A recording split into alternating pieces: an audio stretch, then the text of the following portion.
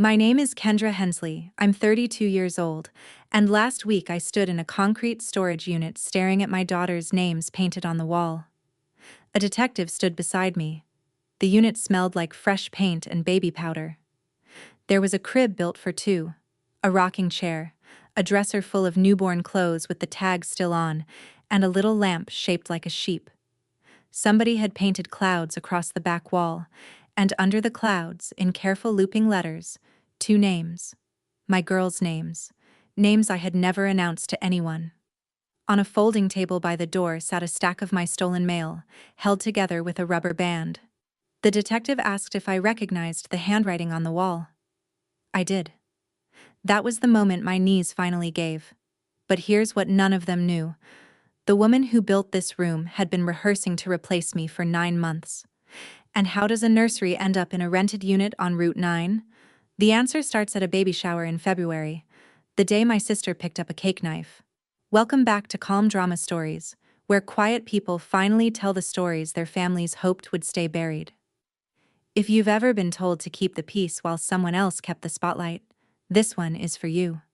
Drop a comment below and be sure to subscribe. Before any of this, I was just a pediatric nurse in Springfield, Missouri, working 3/12s a week at Mercy General. 8 years on the floor. I liked the night shift, the quiet hum of the monitors, the way a scared kid settles when you sit down instead of standing over them. Nurses learn one habit early, and it saves lives.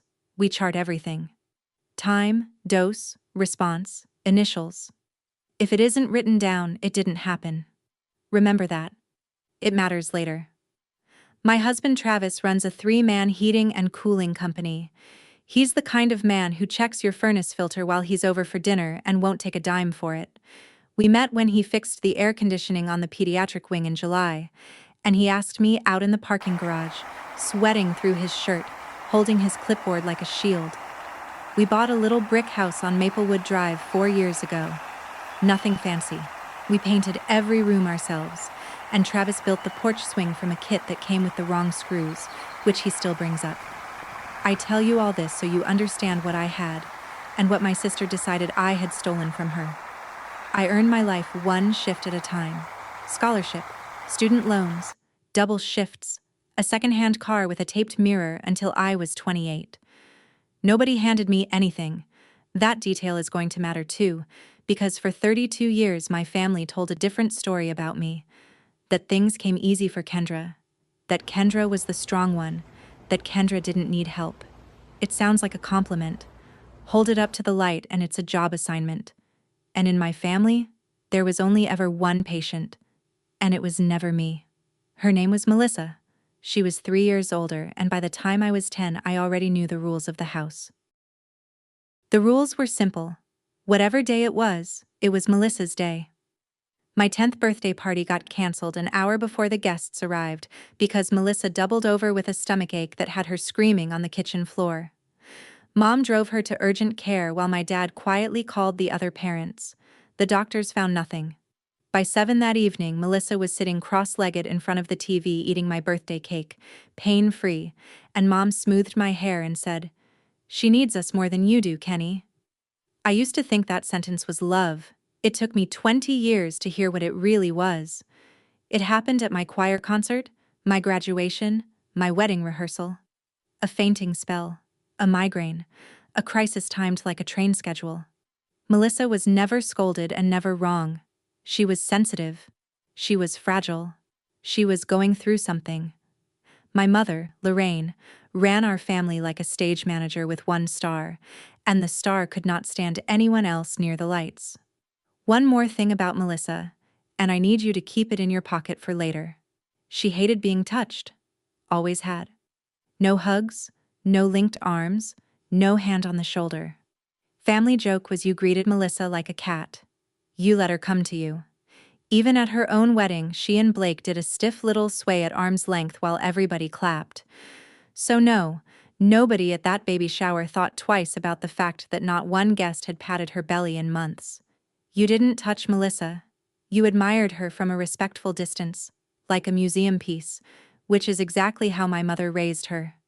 I'm not telling you this so you'll hate a little girl with a stomachache. I'm telling you because 30 years of that raises a question nobody in my family ever dared to ask. What happens to the star when somebody else has news? We found out 6 years ago, when my dad's heart quit in the driveway with a garden hose still running in his hand. He was 58. Roy Whitmore was a quiet man who fixed things and asked for nothing, and I have spent a lot of my life trying to be him. At the funeral, Melissa wailed so hard that 2 ushers helped her out of the pew, and the whole church watched her go, and my mother went with her. And that was the last anyone saw of either of them at my father's service. I stayed. I shook every hand in the receiving line by myself. I was 26. Afterward, Melissa disappeared for 3 months. Grieving in her own way, Mom said, while I canceled Dad's subscriptions, filed the life insurance, sold his truck, and sat with my mother every Sunday while she cried into the good tablecloth. One of those Sundays, Mom took my hand across the table and said, "You're the strong one, Kendra. I don't know what I'd do without you." I carried that sentence around like a medal for years before I understood it was a harness. The strong one doesn't get asked how she's doing. The strong one gets handed the paperwork. The strong one waits. And I want to be honest with you, because this part is on me. I liked being needed. After Dad died, holding my mother together became my second job, and I clocked in every week without fail. That's my flaw. It was never that I trusted too easily. I never trusted Melissa an inch. It was that I believed my mother was mine to manage, mine to protect, mine to keep from breaking. It never once occurred to me to ask what my mother was doing with all that access to me. It should have. Because one August evening at that same table under that same tablecloth, I handed her the one secret I couldn't afford to lose. Travis and I started trying for a baby the spring I turned 30. Nothing happened. A year of nothing, then tests, then words like unexplained and diminished, which are doctor words for we don't know, and we're sorry. We did 2 rounds of IUI at $4,800 we pulled out of the porch remodel fund. Both failed. I'm a nurse. I know the numbers. Knowing the numbers does not help you in the shower at 2 in the morning, and it does not help you in the greeting card aisle in May. We kept it private. Completely private for 2 years, except once. One evening in August at my mother's kitchen table, she caught me crying over a diaper commercial and I broke. I told her about the tests, the 2 failed rounds, the money, all of it. She held my hand and swore it would stay between us. I told exactly one person in this world. Hold on to that detail. Travis never even told his own brother. We weren't ashamed. We were protecting something soft, the way you'd shield a match from wind. And I'll say this plainly, because women like us don't say it enough. Infertility is not a personality flaw. And it is not a competition entry. It's a grief that lives in your calendar. Every month has a due date in it that never existed. You learn to smile at other people's announcements with your back teeth pressed together, and you get good at it. And you hate that you're good at it. By that August, I had gotten very good at it. So when September came, and my phone lit up with a group text from my mother, all caps, a row of pink and blue hearts, family dinner Sunday, Melissa has news. I put the phone face down on the counter, finished drying the dishes, and practiced my smile in the dark kitchen window. I already knew what the news was. It was always going to be her news first. Melissa announced her pregnancy that Sunday in September the way other people launch a product. She stood at the head of my mother's table, tapped a glass, and unveiled a framed sonogram like it was a lottery check. 12 weeks along, due at the end of March.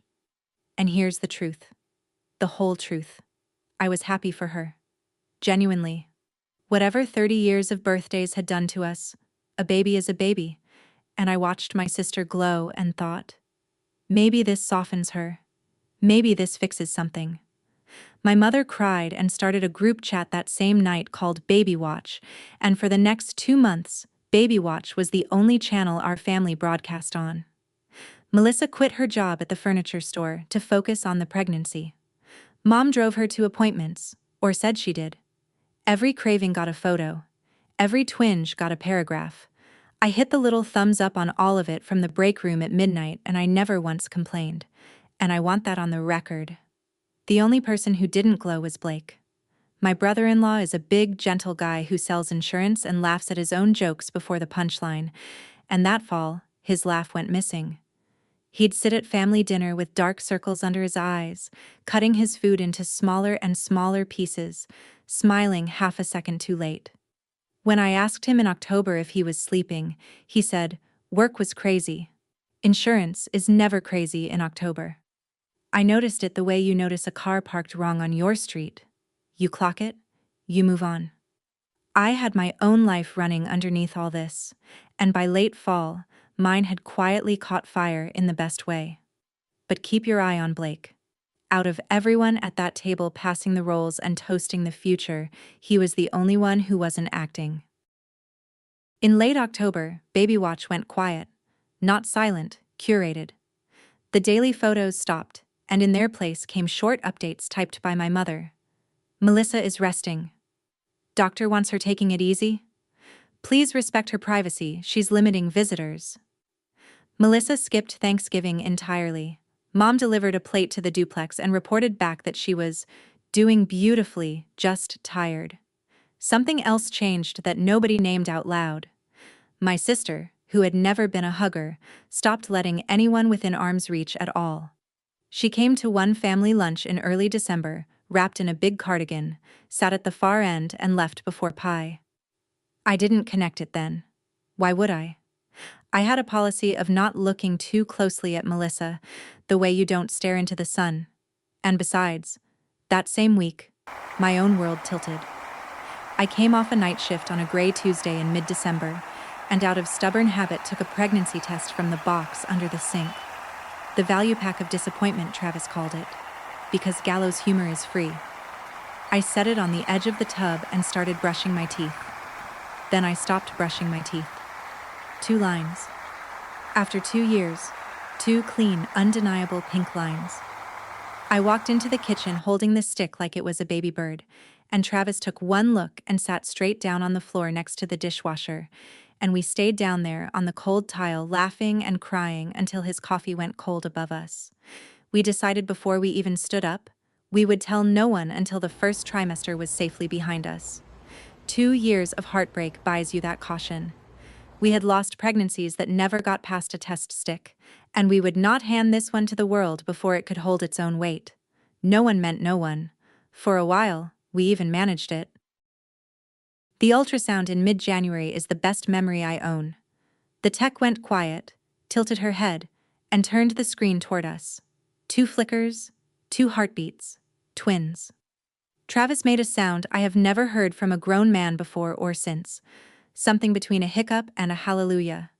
Girls, we'd learn later. 2 girls. I floated through my shifts for a week, and then I made the phone call I would give anything to take back. Understand my thinking, or at least my wiring. My mother was 61, widowed, and I had spent 6 years as her load-bearing wall. Melissa's shower was 5 weeks out, and I knew, the way you know your own family's weather, that if Mom found out later that I'd hidden this from her for months, the fallout would land on me for a decade. So I called her on a Thursday night in late January. I told her about the twins. I told her the names we'd fallen in love with, Harper and Hazel, because she asked, and because saying them out loud to my mother felt like introducing her to her granddaughters. And then I said, clearly, twice, "Mom, this stays with you. Not a word to anyone until after Melissa's shower. Her day comes first. I mean it." She went quiet for 3 seconds. 3 seconds is nothing. 3 seconds is also a very long time when you know someone's rhythms, and my mother's congratulations when they came arrived a half-beat late, like Blake's smile.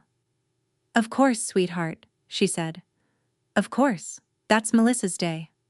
I hung up feeling lighter. I had done the responsible thing, the considerate thing, the strong one thing. I had managed everyone's feelings and protected everyone's day. Somewhere across town, I now know, my mother sat with that phone in her lap in a dark kitchen, holding my secret in one hand and a much heavier one in the other. The shower was the second Saturday of February at my mother's house. 30 guests, pink and gold balloons, a two-tier cake from the good bakery with a ribbon on the knife, and a banner over the fireplace that said, "Welcome, baby." Melissa held court in a white armchair like a queen at 34 weeks, opening gifts in that big cream sweater she'd been living in, and I sat off to the side, keeping my own 14-week secret tucked under a loose blouse. With twins, you show early, and I was already careful how I stood. I fetched punch. I wrote down who gave what, because of course that job was mine. It was, by any measure, entirely her day, and I was fine with that. Then came the toast. My mother stood, raised her glass, got through 2 lovely sentences about miracles and new chapters, and then her eyes swept past Melissa and landed on me, and I watched it happen in slow motion, the words leaving her before anything could stop them. And soon this family will have even more blessings, because Kendra's carrying twins. The room did that thing where every conversation dies at once. 30 faces swung toward me. Somebody's aunt actually clapped twice before she read the temperature. And Melissa rose from the white armchair without a word, walked to the cake table, and picked up the knife. She turned around holding it, and she pointed it at my stomach, at my hands which had flown there on instinct, and she screamed, "This is my day!" The scream didn't scare me half as much as what came after it. I put my palms out and said, "Mel, put it down, please. Calm down." And my sister leaned in, and her voice dropped to almost nothing, and she said, "You stole my life and my babies." Babies. I remember the word snagging somewhere in the back of my mind even then.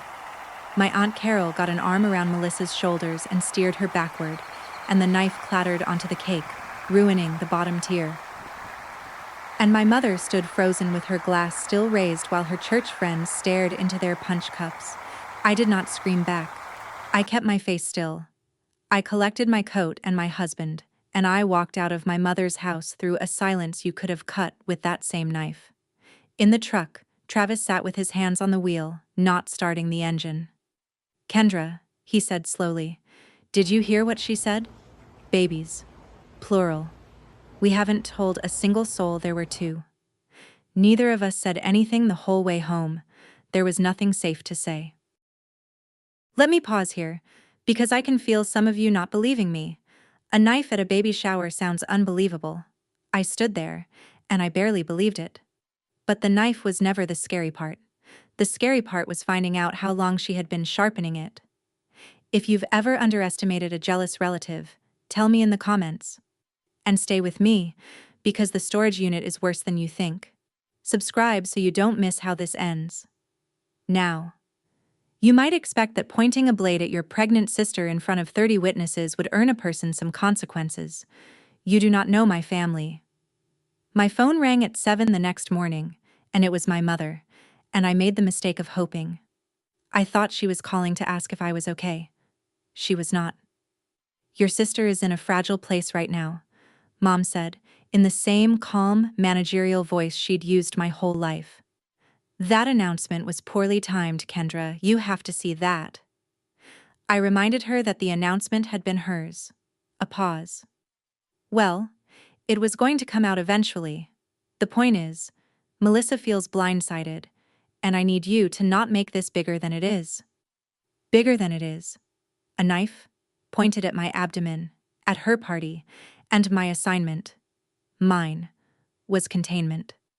I stood at my kitchen counter listening to my mother negotiate on behalf of the person who'd threatened her unborn grandchildren, and something in me went very still and very clear, like the moment a fever breaks. "Mom," I said.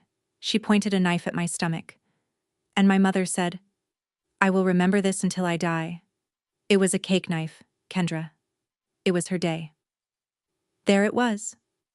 The house rule, spoken plainly at last, over a phone line, to the strong one. I said I had to get ready for work. I didn't have work. I sat down at the kitchen table where Travis had left his coffee, and I did the thing 8 years of nursing had drilled into my hands when everything is going wrong at once. I took out a notebook, wrote the date at the top of the page, and started charting. February 9th, party, knife, exact words, witnesses.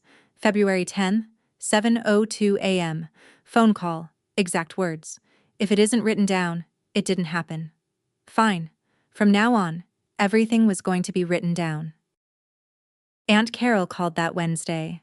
Carol is my mother's younger sister, a retired school bus driver with a lie detector where most people keep their manners, and she'd been the one to walk Melissa off me at the shower.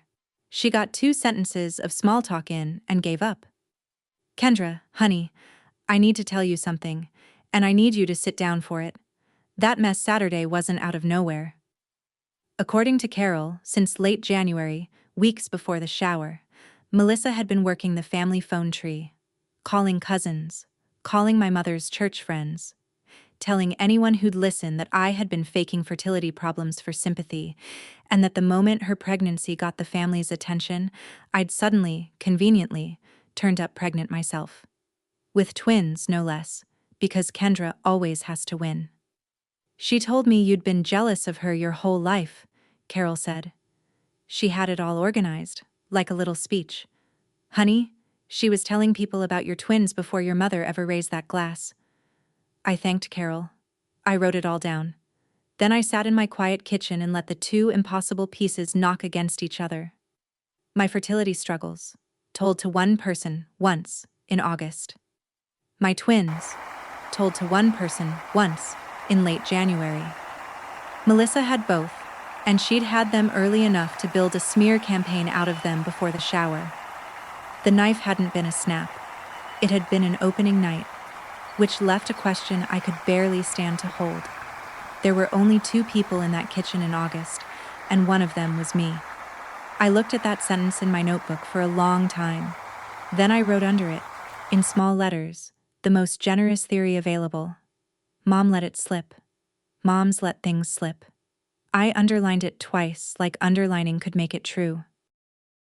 The Facebook post went up 11 days after the shower, a photo of Melissa, mascara artfully wrecked, one hand resting on the cream sweater, and 3 paragraphs I could recite for you today. She wrote that her baby shower had been hijacked and destroyed by a family member who could not stand to let me have one single day. She wrote that she had been verbally attacked while heavily pregnant and had to be protected by relatives. She never used my name. She didn't have to. 200 comments bloomed under it like mold, prayer hands, broken hearts. Some people need attention like oxygen. Stay strong, mama. My cousin Dana, who I taught to drive, commented a frowning face. By that weekend, 2 of my great aunts had unfriended me, and a woman from my mother's church stopped me in the grocery store, looked at my rounding belly, and just shook her head slowly, like I was a car crash she was driving past. I want to tell you the truth about what that does to a person, because the truth is embarrassing. At midnight, pregnant and furious, I sat on my couch and typed a reply. 4 paragraphs, the dates, the witnesses, the knife. My thumb was over the post button when my phone buzzed, the charge nurse, asking me to cover Sunday. And I looked at my own words glowing in the dark living room, and I heard myself think, clear as a bell. If you post this, you're a contestant. The only prize in her game is attention, and the only way to win is to stop playing on her stage. I deleted the reply. I opened a folder on my laptop instead, labeled it with the date, and screenshotted everything. Her post, every comment, the unfriendings, all of it. Evidence doesn't shout. Evidence doesn't need likes. Melissa was building an audience. Fine, I would build a record. March arrived, and with it, a strange season of small, deniable cruelties. A flower delivery to my door. White lilies, the funeral kind, with a card that said, "In loving memory," and no name. A cash-on-delivery order of newborn diapers I never placed, the first of 6 deliveries, each one requiring me to stand on my porch and explain to a confused driver that no, I hadn't ordered anything. Then the calls started at the hospital. The unit secretary flagged me down one night. A woman had phoned twice asking which shifts Nurse Hensley worked, claiming to be a family friend planning a surprise. We don't give that out, obviously. She'd hung up both times. I logged every incident in the notebook.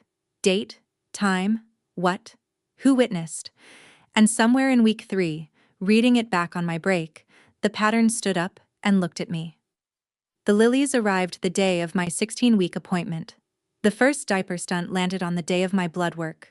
The hospital calls came the same afternoon my OB's office called to reschedule my 20-week scan. Every strike landed on a day that meant something in my pregnancy. Days that existed nowhere except my own calendar and my own medical file. I sat in the break room with my notebook on my knees and a cold cup of coffee, and I wrote one sentence and boxed it in ink. It's like she has my calendar. Travis wanted to drive to the duplex and have it out. I talked him down, and I'll tell you exactly why. Confrontation was the invitation she was engraving. Every stunt was a doorbell she was ringing, waiting for me to answer angry, in public, on camera, so the story she'd built could come true. I would not answer. But I did start asking a colder question in the margins of my notes. Not why is she doing this? How does she know? I got my answer to neither question on the last Friday of March, in the waiting room of Riverbend Women's Health, at my rescheduled 20-week scan. I checked in, sat down, reached for a magazine. And there she was. Melissa. Sitting across the waiting room in the cream sweater, hands folded on the swell of her belly, watching me with a small, patient smile, like she'd been holding my seat. My appointment time existed in 3 places on Earth: my phone, Travis's phone, and my chart. Small world, she said, loud enough for the room. I did not perform. Every pregnant woman in that waiting room was watching, and some animal instinct told me that an audience was the whole point. That somewhere in her story tonight, I would be the unstable one who made a scene at a clinic. So I walked to the front desk instead, and quietly asked 3 questions. Nurse to receptionist. Has anyone called about my appointments? Can you add a privacy flag to my chart? Can you check whether anyone but me has accessed my portal account? The receptionist typed, frowned, typed. No calls logged, flags on now. And no one but you has ever logged into your portal. That night, I changed every password I owned anyway, turned on every alert, and wrote the whole scene down while Travis read over my shoulder with his jaw working. Here is what I need you to understand. I did not shrug this off. I saw the red flag. I acted on the red flag, that same day, in every way a careful person could. The system itself looked me in the eye and told me I was secure. When they finally found the leak months later, it turned out to be somewhere no password change could reach, a door I'd left open 6 years earlier and had every reason to believe was closed. We'll get there. Melissa never had an appointment that day. The desk confirmed it. She'd just known where I'd be. The first week of April, Melissa asked to meet. Neutral ground, a coffee shop on Commercial Street. Just us girls, to clear the air. I went against Travis's advice, for one reason. My notebook had a blank column labeled Her Side, and I am the kind of person who fills in columns. For 10 minutes, I saw a performance worth the price of admission. Tears at the right moments, a trembling hand on the belly. The hormones have me all turned around, Kenny. You know I'd never actually hurt you. She dabbed her eyes with a napkin, and I watched her check, over the rim of the napkin, whether the couple at the next table was watching. Then came the pivot, smooth as a key change. But you have to understand how it looked. Announcing twins at my shower. You've been second your whole life, and I get that this was your moment, but it was supposed to be my day. My day. Always the same words, worn smooth as river stones. And then the ask. The real reason for the coffee and the tears. So I think for the family, you should post something. On Facebook. Just clearing up that it was a misunderstanding and you're sorry for how it unfolded. Mom agrees. It would mean so much to her. There it was. A public confession, drafted by the offender, co-signed by my mother, to be published under my name. I looked at my sister for a long moment, and I said, "No, Mel, I'm not going to do that." And I watched the tears shut off. Not fade. Shut off. Like a faucet. Mid-drop. What was left looking back at me was flat and cold and older than both of us. I stood, put money on the table for both drinks, and walked out. It was the tap I kept thinking about on the drive home. You can't fake plumbing like that. The crying was the mask. The dry eyes were my sister. Melissa's due date was the end of March. It came and went with no news. And I'll admit, the quiet felt strange. But April in a hospital eats your attention, and I let it. Then, the second week of April, my mother summoned the family to a healing dinner, and before anyone lifted a fork she stood, gripped the back of her chair, and announced through tears that Melissa had lost the baby. Stillborn, she said. 36 weeks. It had happened, privately, with dignity. And Melissa needed love now, not questions. The table made the sound a family makes when the floor gives out. My great-aunt wept into her napkin. Dana ran to the bathroom, and I sat there with my hands over the twins and grieved for my sister.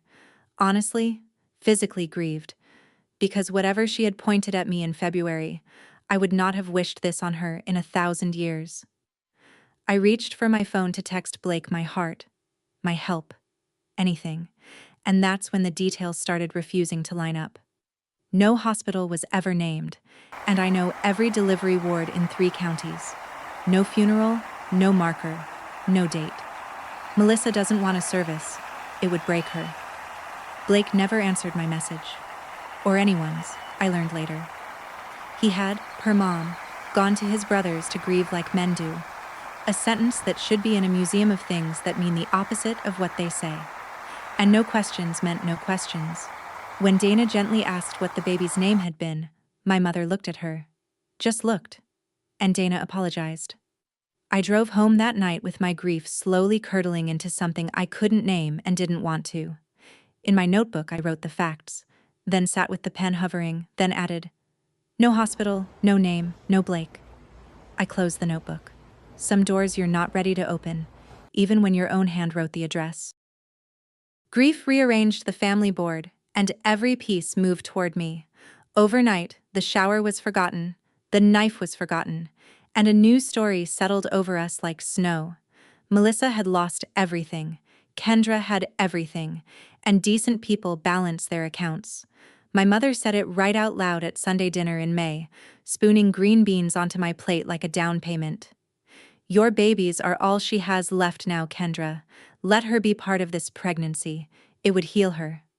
Within a week, the requests arrived, each one relayed through Mom, each one bigger than the last. Melissa wants to come to the anatomy scan. Melissa should be in the delivery room. She's a mother now too in her heart. Melissa would love to be godmother. And then, on a Tuesday phone call, the one that made my ears ring. "Melissa has some beautiful thoughts on names. You have room for compromise there, honey. You're having 2. Room for compromise. On my daughter's names."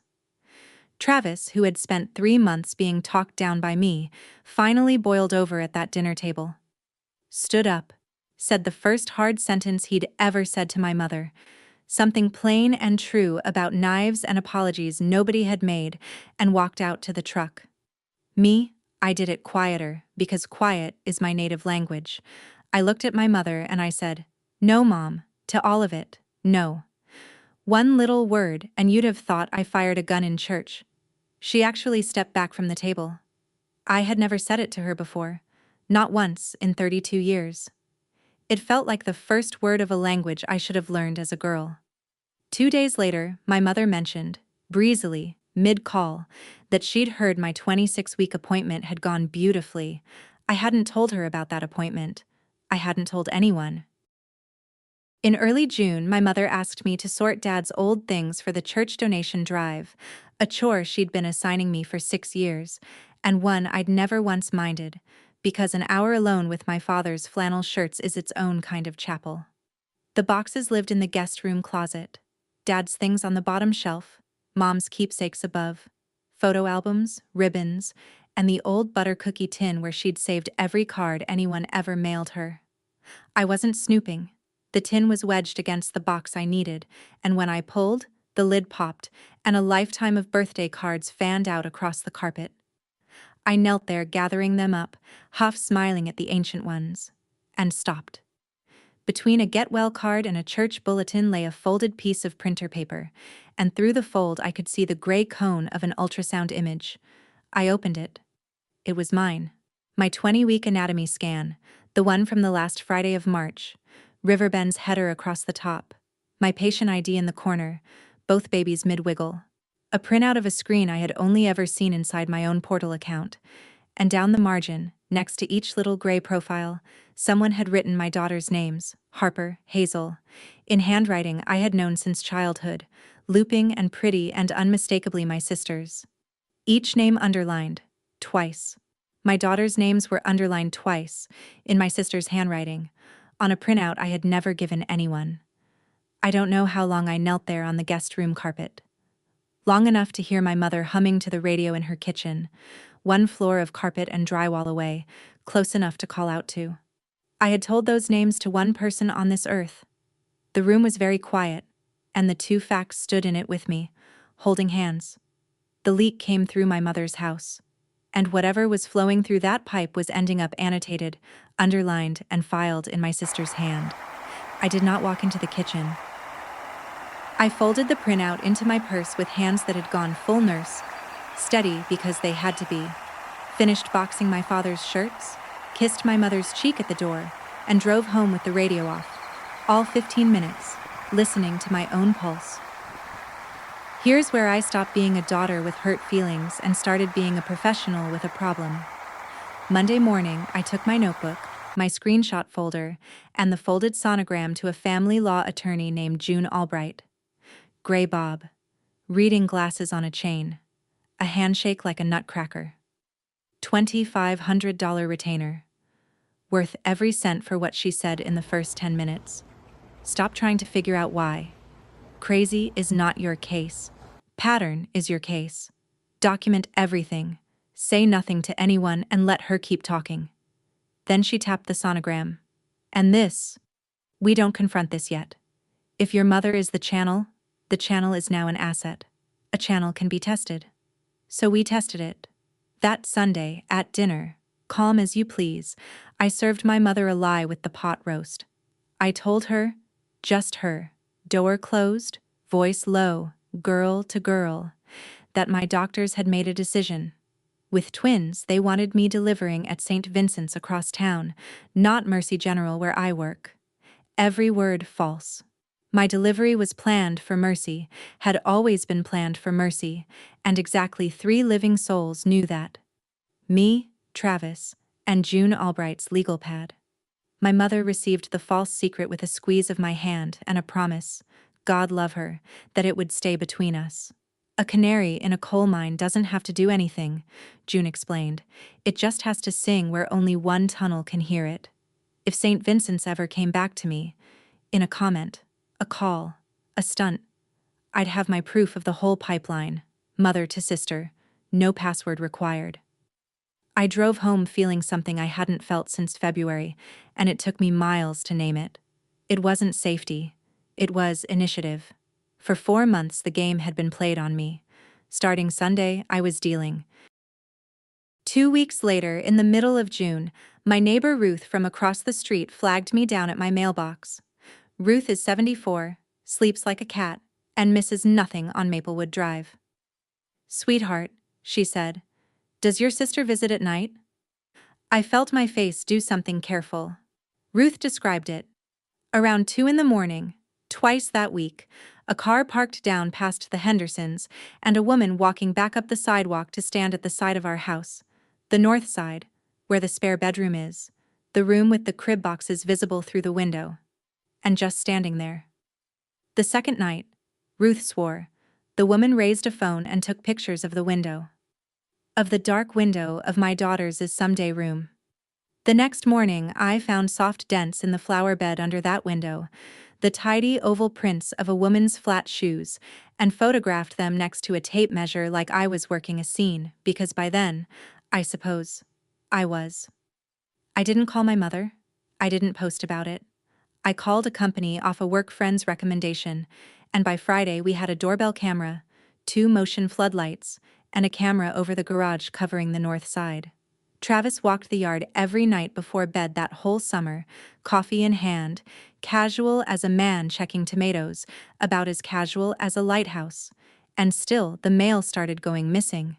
Little things at first. Things you'd blame on the postal service. A bank statement that never came. A birthday card from Carol with $20 she swore she'd sent. Then the clinic's appointment reminder cards, 2 months running. I filed a hold-in pickup at the post office and noted every gap in the notebook, which had become 2 notebooks. You can call all this paranoid. In July, you'd have been right to wonder. By November, a detective would be photographing that same rubber-banded mail on a folding table on Route 9. The text came on a Thursday night in late June from a number I hadn't seen light up my phone since April. Blake. Can we talk? Not on the phone. Please don't tell Mel. Or your mom. Please. I stared at it for a long time. Travis read it over my shoulder and said, "Trap?" Which tells you where our family was by June. But I kept thinking about the man with the missing laugh, cutting his food smaller and smaller all fall, the only person at that table who wasn't acting. Some people go quiet because they're guilty. Some go quiet because they're carrying something. I texted back a diner out on Route 6, Saturday, 10 a.m. He was there when I arrived. Early, which Blake never is. Folded into the last booth with his back to the wall, 2 coffees already going cold, and a manila folder squared up on the table in front of him like a man about to confess to a crime that wasn't his. He looked thinner. He looked like the office headshot of himself, left out in the rain. When I slid into the booth, he tried to say hello and managed about half of it. Then he put his hand flat on the folder, and he said, "Kendra, before I open this, I need you to know I wanted to tell you in April. I wanted to tell everyone I was outvoted." Outvoted. In a family, think about what that word means and who gets votes. I looked at the folder under his big, freckled hand, and I understood with total clarity that whatever was inside was going to break the story of my family in half, that there would forever be before this booth and after this booth. I reached for it anyway. Before I tell you what was in that folder, if this story is hitting close to home, do one thing for me tonight. Check who still has access to your life. Your accounts, your portals, your spare keys, the proxy permissions you set up years ago and forgot. I thought a changed password made me safe. I was wrong, and it cost me a summer. Comment checked when you've done it. And subscribe if you haven't, because what's in Blake's folder changes every single thing you've heard so far, and we are just getting to the part my family still won't say out loud. Inside the folder was a hospital discharge summary, dated the 20th of October. Cox South Emergency Department, 1 town over. Patient, Melissa Carr. And on the second line, in the flat language medicine uses when it can't afford feelings, the words that rewrote my entire year. Fetal demise, 17 weeks. October, 17 weeks. I did the math the way you check a med dose. Twice. Hoping to be wrong. The baby my family toasted in February had been gone since the 20th of October. The belly under that cream sweater was padding. The shower. The balloons. The 2-tier cake. The ribbon on the knife. Had been a party for a child who no longer existed, thrown by the one other woman in that room who knew. Because she knew. Blake's voice came out sanded flat. It was Lorraine who met them at the ER that night. Lorraine who sat in the hallway while Melissa was told. And in the parking lot at 2 in the morning, it was Lorraine who took her shattered daughter's face in her hands and made the plan. "We don't tell people yet. You'll announce when you're ready. Let Mom handle the family." Then the shower invitations went out in January, Blake said, and I thought, she'll cancel it. She has to cancel it. And your mom kept saying, "Let her have this. It's part of her healing." He'd begged them both to get Melissa to a doctor of the other kind.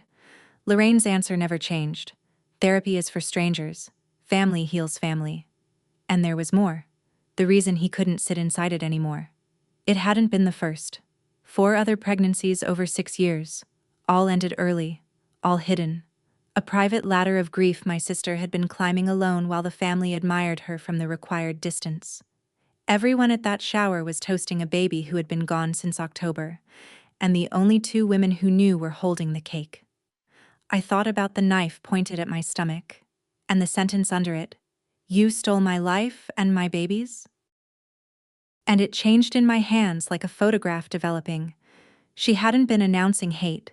She'd been announcing a delusion, one my mother had catered, decorated, and mailed invitations for. Blake's phone buzzed on the table between us, Mel flashing on the screen. He went gray and turned it face down, and neither of us breathed for a second. I want to be careful here, because this is the part where some of you will say, "She was sick, Kendra. Have mercy." And I did. I sat in my car outside that diner and cried for my sister. For 17 weeks. For 5 hidden losses. For the girl raised as an exhibit who was never taught to be a person. Mercy was never the question. The question was what mercy is allowed to cost, and who my family had decided would pay it. Because pity does not make a person safe to be near.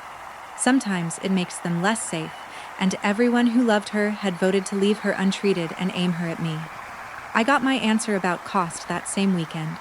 Sunday night, 1:40 in the morning, the floodlight tripped. The doorbell camera caught it clean. A figure at our back gate, working the latch. The gate code to which 4 people on Earth knew, because my mother kept our spare key and codes on a cup hook in her pantry, labeled, because of course she did. The latch scraped, the light hit, and the figure walked away fast down the fence line, unhurried and wrong, hugging a canvas bag, chin tucked. You couldn't see the face. I didn't need the face. Monday morning, June Albright watched that clip twice without blinking, then opened her calendar.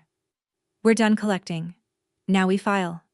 Ex parte order of protection, granted by a Greene County judge that Thursday on the strength of 2 notebooks, 1 folder of screenshots, 1 flower card, 1 footprint photo, and 11 seconds of video. Temporary, June warned me. The real test was the final hearing. Both sides present, evidence on the record, set for September, then bumped again by the court's calendar to November 14th. The system is slow. She was not. From that Thursday on, my life became a countdown with a date at the bottom of it, and so did this story. November 14th. Hold on to it. The sheriff served Melissa on a Friday. My phone detonated by dinner time. My mother's opening line, "No hello." "A restraining order? Against your sister? Have you lost your mind?" I sat at my kitchen table, 8 months pregnant, and let her go. The fragility, the grief, the family handles family, the entire hymnal, and while she preached, I did something new. I said almost nothing back. Not out of fear. Strategy. June's voice in my head. Let them talk. Everything they say is inventory. And my mother, monologuing to a silent daughter, was inventory in a floral blouse. You know she'd never actually hurt you. This is about attention, Kendra. It was always supposed to be her. And she caught herself and pivoted to how a court order would look to the church. What my mother did not know, monologuing about attention, was that a copy of a Cox South discharge summary was sitting in my lawyer's safe. She lectured me about Melissa's healing without knowing I knew what there was to heal from, that every righteous sentence was self-incriminating testimony delivered free of charge to the quietest audience of her life. I just said, "Okay, Mom," and "I have to go, Mom," and wrote it all down when she hung up. The family sorted itself that weekend like laundry.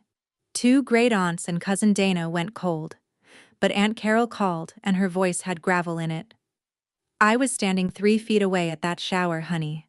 I know what I saw and I know what I heard, and if a judge wants to hear it too, you give them my number. First witness, volunteering. And then she added, almost casually, the thing that told me the tide was turning under the family's feet. And Kendra? I've been thinking. Nobody ever did see Melissa's belly, did they? Not once. Just the sweater. Even the choir was starting to count. The order required Melissa to stay 500 feet from me, my home, and my workplace. 11 days after she was served, I opened my front door at 6 a.m. to leave for a day shift and nearly stepped on a white box. No postage, no note, ribbon tied in a careful bow. Inside, folded in tissue like something precious, were 2 newborn bodysuits, soft yellow, and across each tiny chest, embroidered by hand in rose-colored thread, a name, Harper on one, Hazel on the other. Names we had told no one but my mother, names that existed on a stolen printout in my sister's handwriting, now stitched, needle and floss. Hours of work under a good lamp, onto clothing for my children, left on my doorstep by a woman legally barred from standing on it. I want you to sit with the hours. Rage is fast. A Facebook post takes a minute. Even the knife took only a second of madness. Embroidery is slow. Embroidery is patient.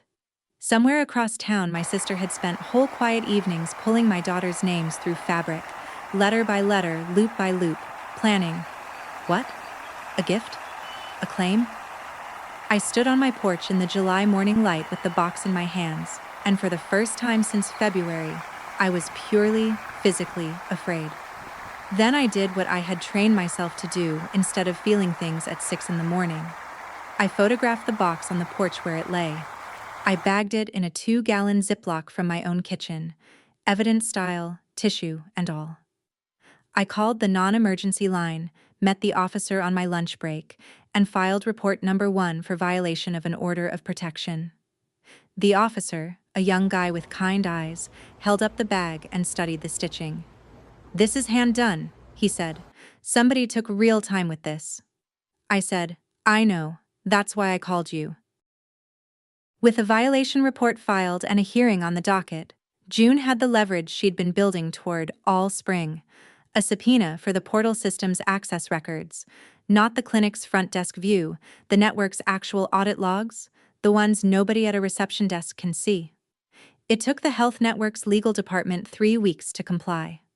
On a Tuesday in late July, June called me into her office, laid a printout on the desk, and turned it around to face me the way you'd turn a verdict. "The receptionist told you the truth," she said. "No one but you ever accessed your account. She just wasn't looking at the right account." 6 years ago, after my appendectomy, I'd signed a form giving my mother proxy access to my patient portal. 1 signature, 1 recovery, 1 ride to a follow-up appointment, forgotten by March of that year. The clinic I'd used back then had since been folded into the same network as Riverbend Women's Health. The proxy came along with it, dormant, invisible in my settings, alive in theirs. Lorraine Whitmore, authorized representative. 31 logins in 8 months. June had matched them against my notebooks, line by line. A login the morning of the funeral lilies. A login the day before the waiting room ambush, 20 minutes after Riverbend confirmed my rescheduled scan. A login the evening before the hospital started getting calls about Nurse Hensley's schedule. My mother hadn't let something slip at a kitchen table. My mother had been running surveillance on her pregnant daughter and delivering the take to the woman pointing the knife, 31 times, methodically, for months. And the canary? The canary sang that same week, a cousin's Facebook thread about hospital bills, and there was Melissa, commenting from her account, mocking, "Certain people who think they're too good for mercy and have to deliver at St. Vincent's." St. Vincent's. The false detail. The one I had spoken aloud to exactly 1 person, once. Over pot roast with the door closed. The pipeline, complete and documented. My chart to my mother's eyes. My mother's mouth to Melissa's hands. Melissa's hands to my doorstep. June clicked her pen and said the only celebratory thing I ever heard her say. "We have both of them. Now we get you safely through this delivery, and we wait for November 14th. Neither my mother nor my sister had any idea what we were holding. They kept right on talking. Harper and Hazel Hensley were born on a Thursday at the end of July, at 37 weeks, by scheduled C-section, at Mercy General, where the plan had always been. Harper came first, furious about it, 5 pounds 1 ounce of opinion.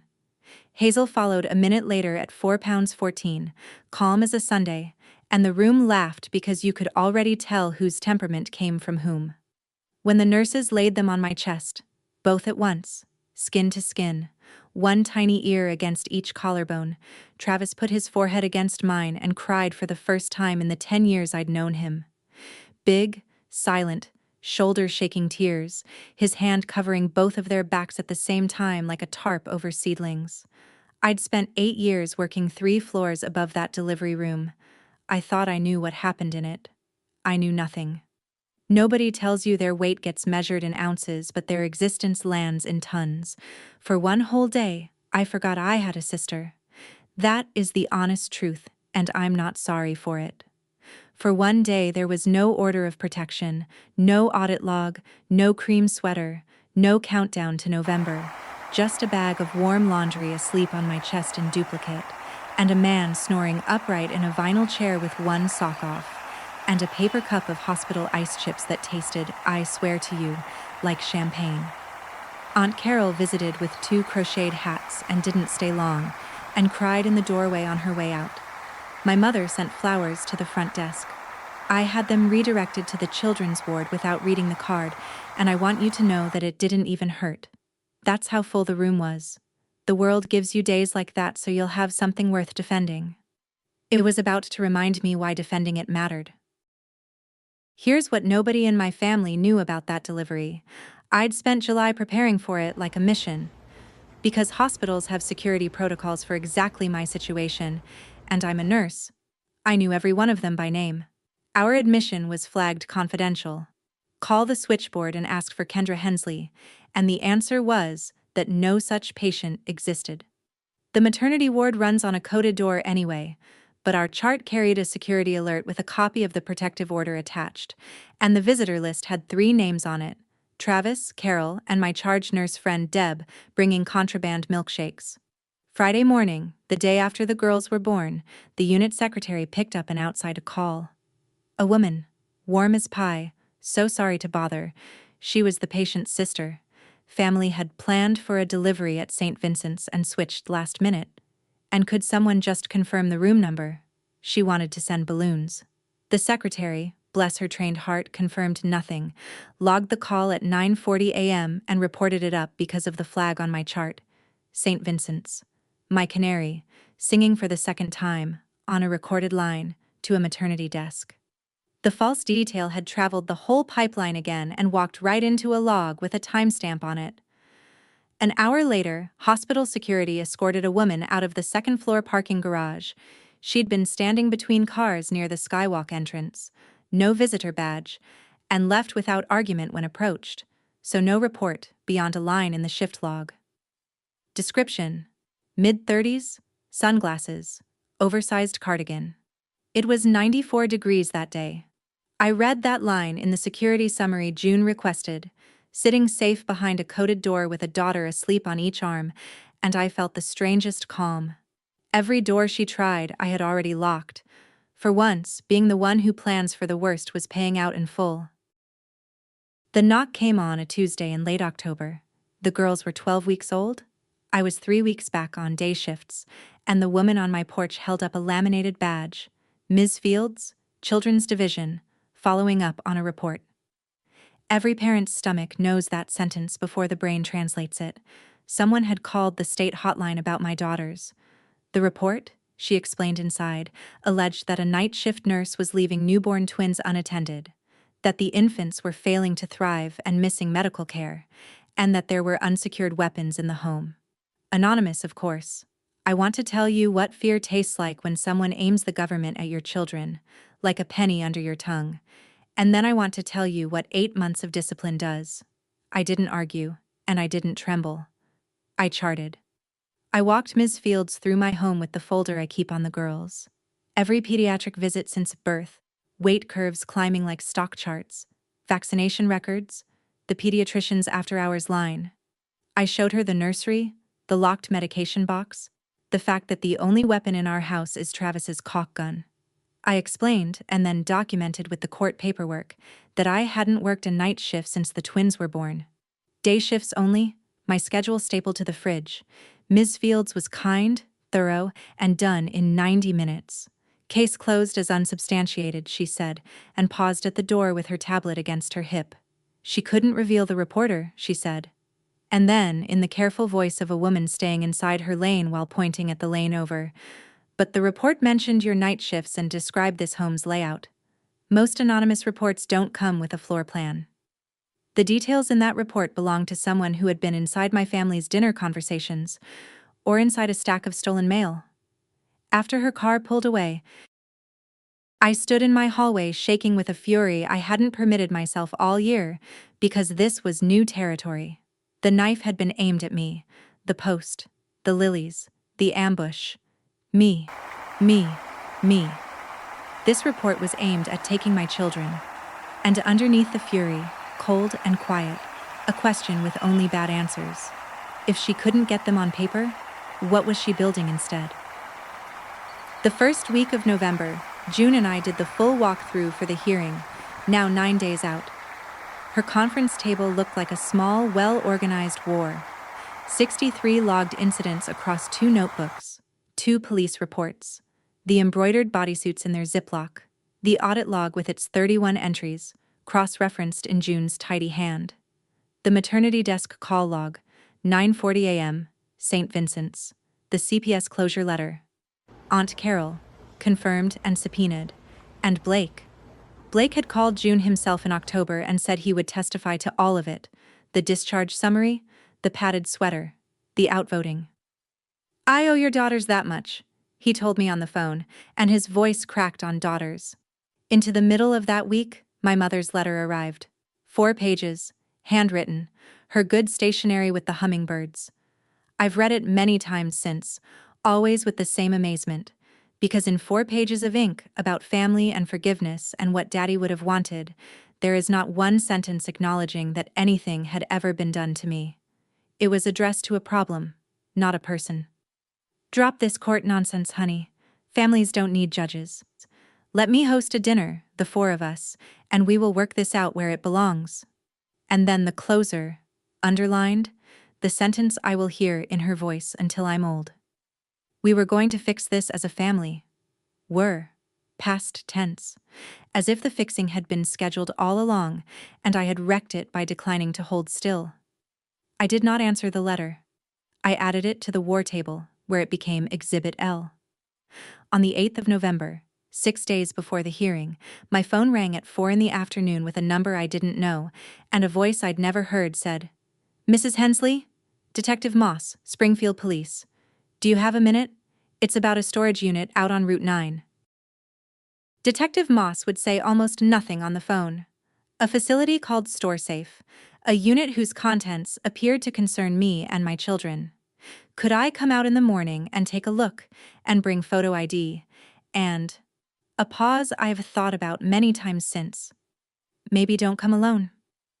Travis's mother took the girls that night. I didn't sleep, and I didn't try. I stood in the doorway of the nursery for a long time, listening to the 2 of them breathe out of sync. Harper snuffling like a small engine, Hazel silent and serene, even asleep the calm one. And I ran the whole 9 months through my hands like rope. The knife in February, the lilies in March, the waiting room, the tears that shut off like a faucet, the sweater, the gate latch scraping at 1:40 in the morning, rose-colored thread, 31 logins, a floor plan in a hotline report. Every one of those things I had caught, logged, bagged, and countered, and on paper I was winning. The order, the audit, the hearing 6 days out. Standing in that doorway, none of it felt like winning. It felt like I'd spent 9 months documenting the weather of a hurricane from inside the house, and tomorrow morning a detective was going to open the front door and show me the sky. 9 months of documentation, and I still wasn't ready for a door on rollers.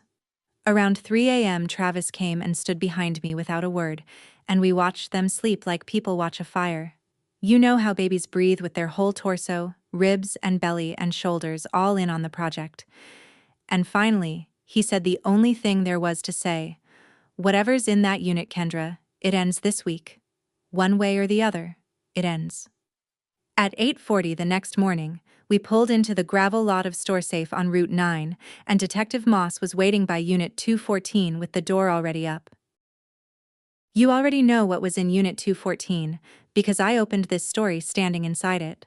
Now let me tell you the rest of what my eyes found once my knees came back. The crib was assembled. A convertible double. The exact model from the baby registry I'd started online and never sent to a soul.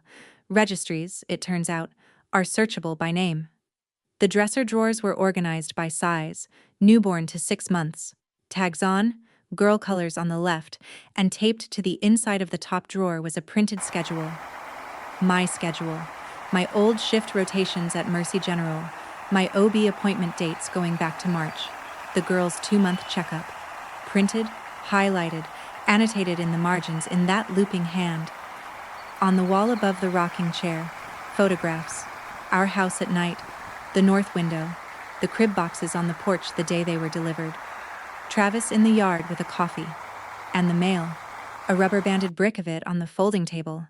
My bank statement, Carol's birthday card, $20 still in it, 2 appointment reminders from Riverbend, and, at the bottom, tucked in a folder like homework, a typewritten draft, 3 pages, addressed to the children's division, alleging neglect by a night shift nurse, with phrases I recognized because I'd heard Ms. Fields read them off her tablet in my hallway. This was where the hotline report was written. In a rented room with clouds on the wall, at a folding table, next to a lamp shaped like a sheep. Moss's people had been called by the facility manager, a heavy-set man named Gary who kept apologizing to me like any of it was his fault. After-hours door alarms had flagged the unit twice that week, and Tuesday night he'd found a woman asleep inside it, in the rocking chair, wrapped in a baby blanket. Trespass after hours, welfare check, police. The officers saw the mail, federal offense, right there on the table, ran the names painted on the wall. And Harper and Hazel Hensley came back attached to an active order of protection with my name on it. My own paperwork had led them straight to me. "One more thing," Moss said and flipped her notepad. "Units not rented to Melissa Carr. Lease says, Lorraine Whitmore. That your mother?" Behind me, quietly, Travis said a word I won't repeat. I looked at the clouds, and the sheep, and my daughter's names, and I said, "Yes, that's my mother." Moss walked me through the paperwork in the manager's office, under a humming fluorescent light, with a space heater ticking in the corner. Lease for Unit 214, signed the 3rd of March, 2.5 weeks after the baby shower. $89 a month, 9 payments, auto-pay, and the card on file belonged to Lorraine Whitmore. Gary, wretched with apology, remembered the rental day well. An older lady, very put together, said it was for her daughter. A nursery's worth of things. They're going through a hard time and need somewhere to keep it all until things settle. They'd come back together over the summer, more than once, unloading boxes. He remembered them laughing. My mother had signed that lease in the same 2 weeks she was calling me about Melissa's fragility and poorly timed announcements. March to November. The entire time. Every Sunday dinner where she passed me green beans and asked how I was sleeping. The hummingbird letter about fixing this as a family. All of it happened while her name sat on a lease. $89 a month bought the room where my replacement was being furnished. And I have to be precise here, because precision is all I had left. I don't believe my mother thought she was building a kidnapping. I believe she thought she was managing one. The way she'd managed the stomach aches, the funerals, the shower for a baby who was gone. Storage. Until things settle. As if a delusion were a sofa. As if, when it all blew over, the crib could quietly come home to whichever daughter needed it by then. She hadn't lit the fire. She'd just rented it a room, and kept it fed, and made sure nobody ever called the fire department. While I signed the property sheets, my phone buzzed on the counter. A text, from Mom, sent from a kitchen 15 minutes away, with no idea where I was standing. "Sunday dinner? I made your favorite. It's been too long, sweetheart." I looked at it for a long moment, under the fluorescent hum. Next to a detective cataloging my stolen mail. Then I thanked Gary, thanked Moss, walked to the truck through the gravel lot, sat in the passenger seat, and rode the whole 20 minutes home in silence with my mother's text glowing in my lap and 5 days left before the hearing. I never answered it. There was a courtroom for that now. November 14th came down gray and cold. The Greene County Courthouse hallway smelled like wet wool and floor wax, and my family had sorted itself onto benches like a wedding nobody wanted. Carol and Blake and Travis on one side, my mother's people on the other, Dana studying her phone, the great aunts in Sunday coats. My mother arrived early, of course, in her navy funeral suit, and made straight for me before June could intercept. She took my hand in both of hers, pressed it, and whispered, urgent and warm, like we were conspirators. It's not too late to stop this, sweetheart. Walk in there and tell them it was a misunderstanding. We were going to fix this as a family. 5 days after a detective showed me her name on that lease, she said it to my face again. And I looked at her. Really looked, the way you'd read a chart. And I understood she wasn't lying. That was the terrible center of my mother. She believed it. Every word. The same way she'd believed a party could cure a loss and storage could hold a delusion, and I could be spent like housekeeping money to keep her firstborn's weather calm. I took my hand back. Slowly. Without heat. The way you take an instrument away from someone who shouldn't be holding it. And I said nothing at all, and her face changed as if I'd shouted.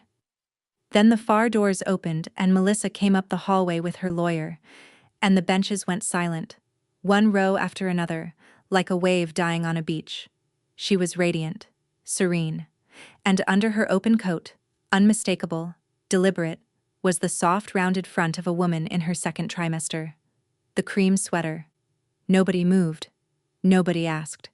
In a hallway full of people who had toasted her at a shower in February, not one person met her eyes, and every last one of us was counting.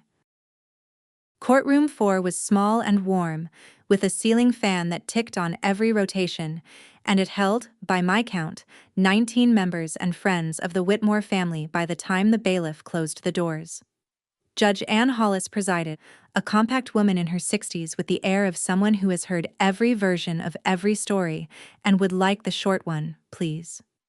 June rose and gave it to her, and the short version took 40 minutes, because the short version was 9 months long. She entered the notebooks, 63 incidents, dated, witnessed. The photographs, footprints by the north window, the lilies, the white box on the porch. The bodysuits came out of the Ziploc, and June held them up by the shoulders, tiny and yellow, rose thread names catching the light, and asked the room to note they were hand-embroidered, and the ceiling fan ticked in a silence that had weight. Then the audit log. 31 accesses by an authorized proxy, matched. June read them in pairs. Deadpan, devastating, login, incident, login, incident, login, incident. Then the maternity desk log, 9:40 a.m., a caller citing St. Vincent's. Then June's explanation, brief and surgical, of the canary, a false detail spoken once, to one person at a Sunday dinner. And I watched Judge Hollis stop writing and look up. First at my mother, then at Melissa, and lay her pen down flat. Carol testified to the knife in plain bus driver declaratives that no cross-examination could dent. She pointed it at the pregnant one. I was 3 feet away. I moved her arm myself. And then it was me. I'd worn my work shoes, for steadiness. I answered June's questions in order, kept every answer short, and did not look at the benches. At the end, June asked what I wanted the court to understand, and I said the sentence I had practiced at the nursery door at 3 a.m, the truest one I had. I'm not here to punish my sister, Your Honor. I'm here because my daughters can't testify for themselves. The fan ticked. Somewhere behind me, a great aunt was crying. I found out later it was one of the two who had unfriended me in February. I kept my hands folded and my voice level, and I stepped down. Calm is a language, too. I'd been fluent all my life. This was the first room that ever heard it. Melissa's lawyer opened by calling the whole matter a family misunderstanding, tragically inflamed by grief. And for a moment the benches breathed easier. Then June called Blake Carr. Watching a decent man dismantle his own life under oath is not a thing I ever want to see again. He kept his eyes on the rail and his voice at a mumble the judge twice asked him to raise, and he laid it all out. The emergency room in October, 17 weeks, the discharge summary now entered as an exhibit. The plan in the parking lot at 2 a.m, the shower that went forward in February anyway, the padding under the cream sweater. He'd found it, he said, in the laundry, and been told it was a posture pillow. The 4 earlier losses over 6 years, hidden one by one. His begging for a doctor, a counselor, anyone, and the answer that came back every time, from his mother-in-law, in her kitchen, calm as scripture: therapy is for strangers. Family heals family. I should have gone over both their heads, he said finally, to his hands. I kept telling myself family knows best. I was outvoted. You can be outvoted right off a cliff. Then Detective Moss took the stand and put Unit 214 up on the courtroom screen, and I listened to 19 people inhale at once. The crib, the clouds, the names, the schedule taped in the drawer, the photographs of my house at night, the brick of mail, the drafted hotline report on the folding table. The lease, 3rd of March, Lorraine Whitmore, $89 a month. State's charges pending, Moss noted, professionally colorless. Stalking, mail theft, violation of a protective order. Additional findings referred. Through all of it, I watched my sister at her table, because I couldn't not. She sat perfectly composed, hands folded on the swell under the sweater, watching the screen show her nursery to the county. And her lips were moving. Barely. A whisper with a rhythm to it. The same shape over and over. And from the second row, I finally made it out, and my whole ribcage went cold. 17 weeks, 4 days. 17 weeks, 4 days. Not a defense. A rosary. Somewhere under the performance and the padding and the rose-colored thread, my sister was still standing in a hospital hallway in October, counting. For one breath, God help me, I grieved for her. Then the judge asked if she wished to testify, and Melissa stood and smiled. She was good for about 90 seconds, composed, wounded, gracious. The coffee shop performance scaled for a courtroom, my sister accepting the role of a lifetime. She spoke of grief, of sisters growing apart, of hoping for healing. And then her lawyer asked the question he had to ask, the one that would humanize her. Was she aware the storage unit's contents referenced her nieces? And Melissa looked at the screen, still frozen on the painted wall, on Harper and Hazel in careful looping letters, and something in her face came off its hinges. Referenced? She said, quietly at first. That's their room. The lawyer tried to move on. She rose out of her chair instead, and her voice rose with her, and 30 years of practiced fragility burned off in front of the county like fog in the sun. They were supposed to be mine. She stole them. She watched me lose mine, and she went and took 2, because she takes everything. Her lawyer's hand on her arm, she threw it off, the bailiff moving, Judge Hollis's gavel, the benches frozen, and Melissa turned from the screen to me and pointed. No knife this time, just a shaking finger, the same trajectory, my body, my center. And she screamed the sentence she had been rehearsing since a February afternoon with a ribboned blade in her hand. This was my day. It was always supposed to be my day. The gavel again and again. Order in this court. She was still shouting as the bailiff walked her out to compose herself. About the shower, about the names, about what she was owed. And every word she landed drove another nail into her own case, sworn, on the record, in front of 19 witnesses who had known her since she was born. Her lawyer sat down slowly, the way men sit when the building has already come down. I did not move. I did not make a sound. My hands stayed folded on my lap, and I watched my sister be removed from a courtroom confessing at full volume, and I finally understood the whole shape of it. She had waited her entire life for a room full of family to look at no one but her, and here at the end she got it. The last stage she will ever be given, and no one in the audience was clapping, and she couldn't tell the difference. Judge Hollis took 20 minutes in chambers and came back with a voice like a closing door. Full order of protection. 1 year, renewable. No contact with me, Travis, or the minor children. No third-party contact. And I want counsel to explain to the respondent's family precisely what third-party means.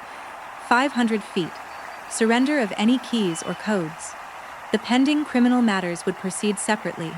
Given the testimony, the court strongly encouraged counsel toward a resolution involving mandated psychiatric evaluation, and the court would be making a referral regardless.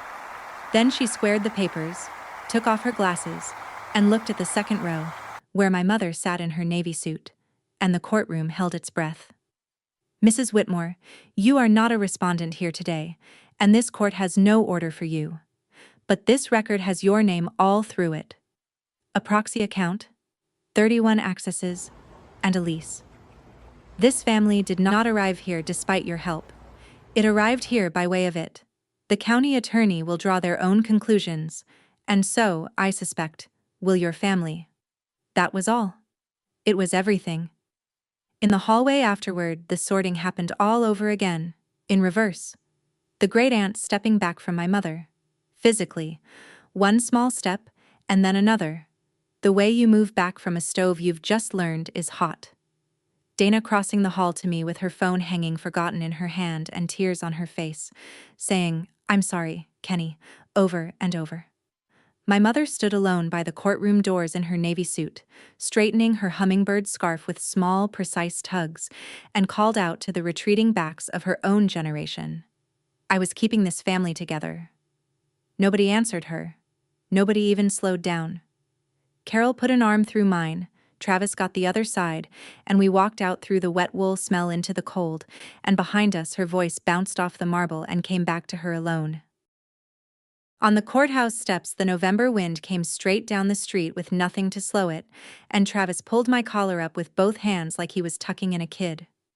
Across the lot, Blake sat in his car with the engine off, forehead on the wheel. Carol squeezed my arm and went to knock on his window, because Carol is Carol. I stood a minute in the gray light, one hand on the cold stone railing, and looked back up at the doors of the building where, in the span of one long morning, I had been believed. Fully, officially, on the record, for the first time in 32 years. 9 months, 63 incidents, 31 logins, 2 notebooks, 1 canary, 1 judge. The knife was never the scary part. I got in the truck, and we drove home to our daughters. It's been 6 weeks since the hearing, and I'm recording this from a house you haven't seen, in a city I won't name, 2 hours from Springfield. We put the little brick house on Maplewood up for sale the Monday after court. Ruth cried, then helped us pack, then gave the new owners a full briefing on the neighborhood, I'm told. And a hospital here had an opening on their pediatric floor that fit like it was tailored. We didn't run. We chose. There's a difference, and it took me all year to learn it. Running is when you leave to get away from someone. Choosing is when you leave to get toward someone, and the someones are asleep down the hall in a nursery we painted ourselves. No clouds, no names on the wall. They have a whole life for people to learn their names the ordinary way. The legal ledger, since I promised you consequences you could count. Melissa signed a plea agreement in December. The stalking and violation charges with the male count folded in, conditioned on inpatient psychiatric treatment, which her attorney fought for and I did not oppose, because a locked ward with doctors is the first honest room my sister has been given in 35 years. The evaluation named it a delusional disorder woven through complicated grief, 5 losses deep, untreated by design. Her sentence is treatment. Mine, I suppose, is knowing that if one person had said the word doctor in October instead of shower, none of us would know what a courtroom fan sounds like. Blake filed for divorce and moved to Tulsa near his brother. A card came from him last week. No return address inside, just a gas station card with a cardinal on it. Tell the girls someday that their Uncle Blake tried. I will. He gets to be in the story I tell them, because he earned it at a diner table and again under oath. The nursery in Unit 214 was released from evidence in December. I had it donated, every stick of it, to a women's shelter downtown. Cribs are innocent. It's not their fault where they get assembled, except the back wall, which Gary painted over himself before we ever asked. Gray primer, 2 coats. And my mother writes to me. Once a month, the Hummingbird Stationery. My new address courtesy of nobody I've identified yet. And honestly, it doesn't matter. I don't read them, and I don't burn them. They go in a shoebox on the top shelf of the coat closet, sealed, dated in my handwriting, charted like everything else. Some doors you don't slam, you just stop standing in front of them. Here is the one thing I know now that I didn't know at that baby shower.